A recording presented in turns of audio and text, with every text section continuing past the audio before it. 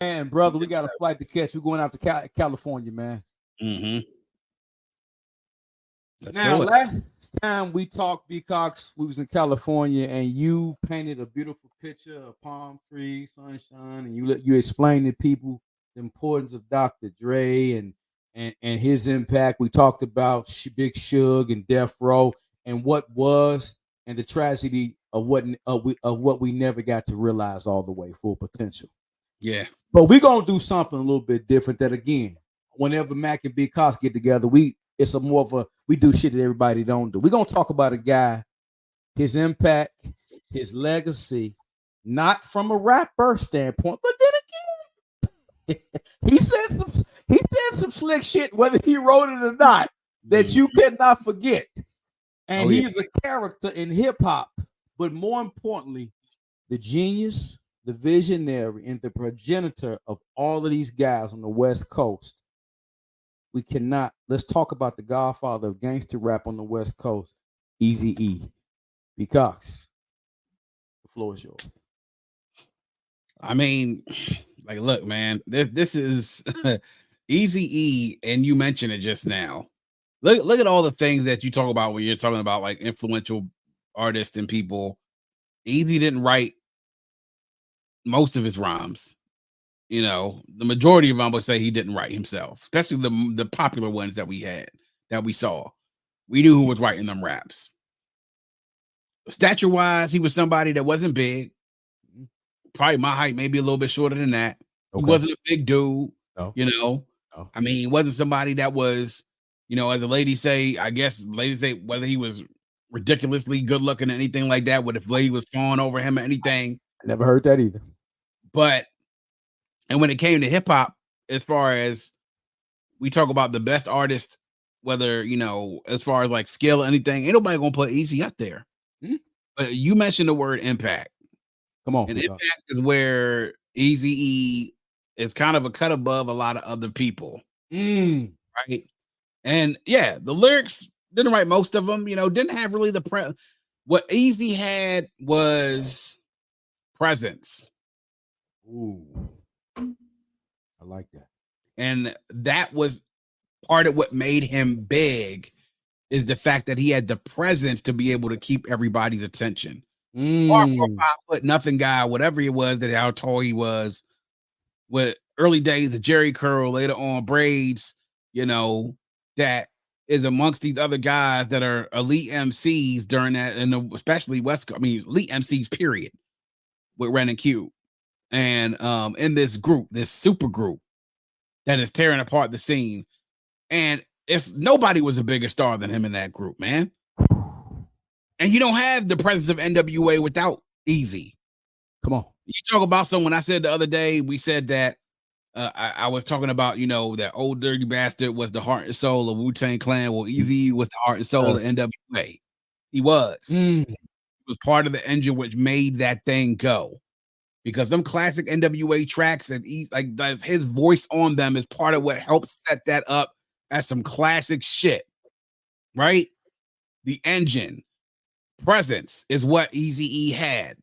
It's not something that everybody has. You can have all those other things I talked about. You could be good looking, you could be tall, you could have ladies fawning over you, you could write the best lyrics and be the best lyricist of all the if you don't have the presence, a lot of that shit doesn't even matter. He had presence. Yeah. And not only that, he had respect of just about everybody around him, because people knew the work it was that he put in behind the scenes, whether it was starting the label, whether it was bringing the group together and sort of like the de facto leader of the group after N.W.A broke up, him not just sitting on his hands and taking the shit for what it was supposed to be, but fighting back. I mean, we talk a lot about the shit that Dre and Cube used to diss Eazy. Eazy had one too. Eazy came back at both of them. Both of them. Yeah. Let's not be mistaken about that. Eazy was not playing around, because even after he left, Cube gone, Dre gone, he linked up with other people. BG knockout, Ram was still by his side. You know what I'm saying? He still was putting out things and was still prevalent in West Coast hip hop. Like you couldn't have the conversation even after that without being able to talk about Eazy, right? It's easy to go the death row route and say, oh, you know, Ruthless is dead, and death row was in, but Eazy had presence because you couldn't have the conversation about that era of gangster rap heading into the 90s without Eric and his influence, right? And his impact. Come on. And his impact, right? Not super. Listen, even with the lyrics that he was writing, wasn't super lyrical, right? I mean, but they were perfect for him. The people who wrote for him, it was perfect for him. He could make you believe that he fucking wrote that shit. He sure did. He did. And after all that was done, and after the label was starting to crumble, and his relationship with Jerry Heller starting to deteriorate, what'd he do? What he does is puts on his businessman hat out there going to look for talent, and he finds one of the biggest artists or groups of the 90s with Bone. Bone. And with his guidance and tutelage, came out, you know, and blew the doors open with what it was that they were doing, right? Yes, sir.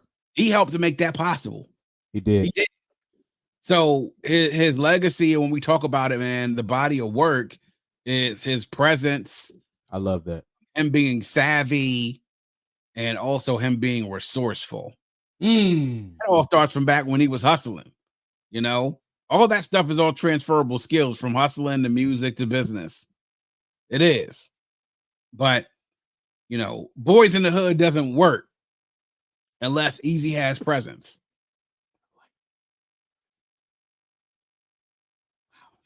And without that, we don't get no N.W.A and Cube and all the other shit and every that came after that. Right. B.Cox, I ain't nothing to add to that, man. You know, you killed it as always. Eazy-E, I just wanted him to get his recognition because a lot of people are prisoners of the moment or prisoners of the most recent moment. Oh yeah. But they forget this man, not only like you said, I love that. I've never heard that, but B.Cox, you're right, he had presence. You couldn't, first of all, in any video, you couldn't take your eyes off of Eazy. He wasn't that tall, but you always Eazy. All you heard on the record was cruising down the street. All you heard was that voice, and you knew that shit was gonna bang. And goddamn it, that voice captured you from day one. When he came back with Compton City G's, real mother. Great day is my payday. Yeah, stop playing with Eric Wright, man. Stop playing with Eric Wright, man. Exactly. And as B.Cox said, gave us all Bone, and we know Bone gave us Uncle Charles, and we still miss Uncle Charles to this guy. Yes, sir. Yes, sir.